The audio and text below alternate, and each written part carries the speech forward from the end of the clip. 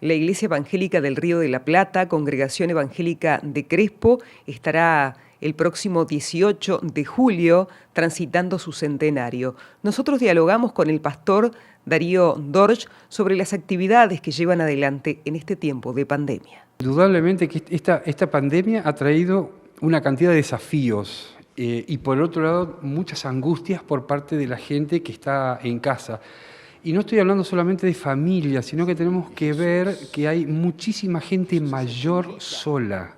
Aún hoy, aunque ya hemos transitado casi 100 días de esta pandemia, y entonces desde que comenzó o a la semana que comenzó todo esto, el análisis fue, como iglesia, ¿qué hacemos? ¿Cómo llegamos?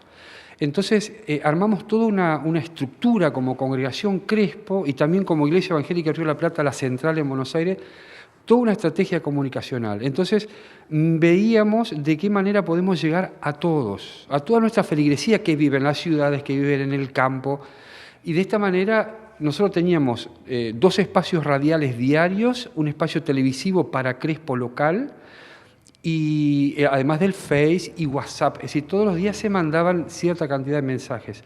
Entonces el diseño a partir de ahí fue salir en un canal que tiene una trascendencia a nivel provincial y todo lo que tiene que ver con Internet, Facebook y el resto de las redes sociales.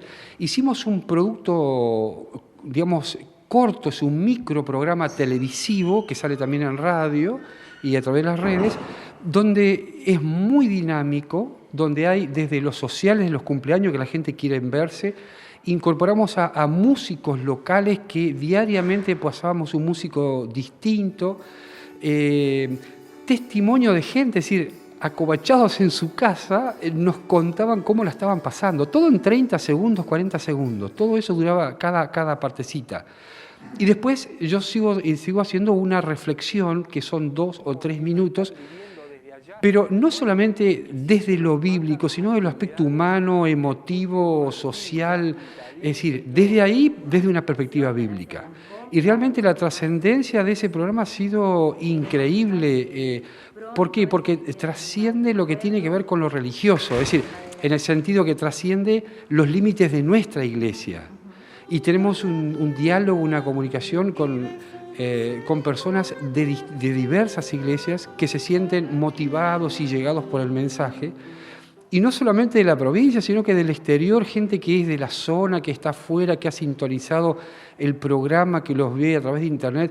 Realmente ha pegado este producto muy, pero muy bien, y hoy nos estamos preguntando si después de la cuarentena no tenemos que seguir haciéndolo. Bueno, esa es un poco la idea de este producto, se llama En Sintonía el programa. Los deberes cristianos son aquellas cosas que nosotros hacemos por los demás. A veces una ayuda, una acción o una palabra, algo que nosotros hacemos por los demás.